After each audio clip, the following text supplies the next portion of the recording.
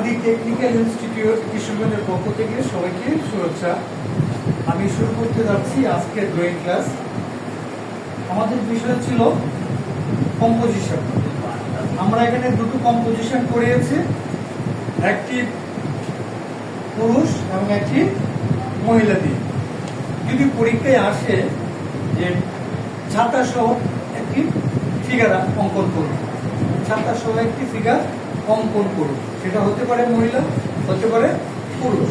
সেক্ষেত্রে আমরা 5 ইঞ্চি গুণ 6 ইঞ্চি বক্সের মধ্যে আমরা এইভাবে আঁকবো। তো আঁকার ক্ষেত্রে আমাকে যেটা দেখতে হবে যে আমার ফিগারটা এই 5 ইঞ্চি গুণ 6 ইঞ্চি বক্সের মধ্যে আঁটে কিনা, এটার মধ্যে ছোট হয়ে যাচ্ছে কিনা বা বক্সের চেয়ে বড় হয়ে যাচ্ছে কিনা, সেই বিষয়টা খেয়াল করতে হবে। তো আমরা প্রথমে হালকা করে আঁকা শুরু করব। প্রথমে আমি ডাইরেক্ট লাইন দিয়ে আঁকবো না, আমি আস্তে আস্তে করে ডটের মাধ্যমে আস্তে আস্তে করে আঁকবো। আঁকা হয়ে গেলে যদি সময় থাকে তাহলে আমার কম্পোজিশনটাকে আমি একটু সাজাবো। যেমন হতে পারে একটা পরিবেশ দিতে হবে, যে কোন জায়গা দিয়ে হাঁটছে, কোথায় দাঁড়িয়ে আছে, সেটা দেওয়ার জন্য আমি হয়তো একটা রাস্তা এঁকে দিতে পারি, হয়তো পাশে একটা জমি এঁকে দিতে পারি। আর যদি আমার সময় কম থাকে তাহলে রাস্তা জমি না দিলেও চলবে, শুধু ফিগারটা আঁকা থাকলেও হবে।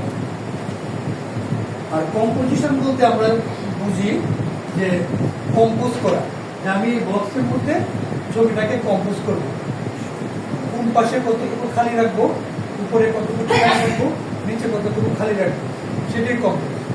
আপনারা যদি কম্পিউটারে কম্পোজ করেন ঠিক সেই কতটুকু মার্জিন রাখবেন, লাইনের স্পেস কতটুকু হবে, এগুলো আপনারা করেন না, এটাই কম্পোজিশন।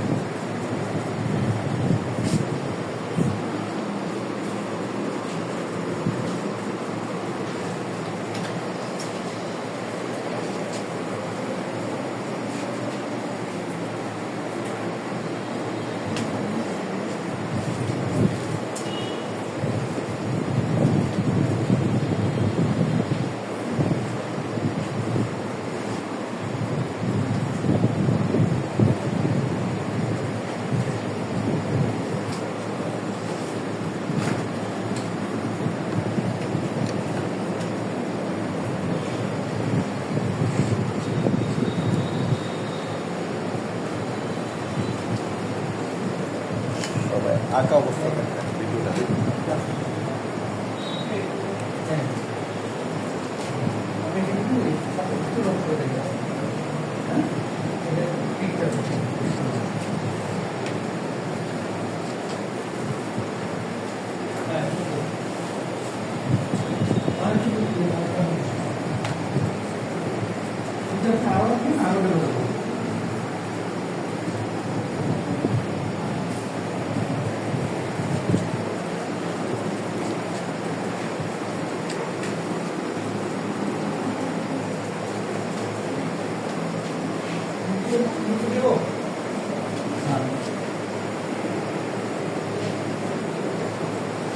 মহিলাটা বুঝছেন না, আমি মুখ দেখাচ্ছিলাম না, আমি আবারও দেখাচ্ছি।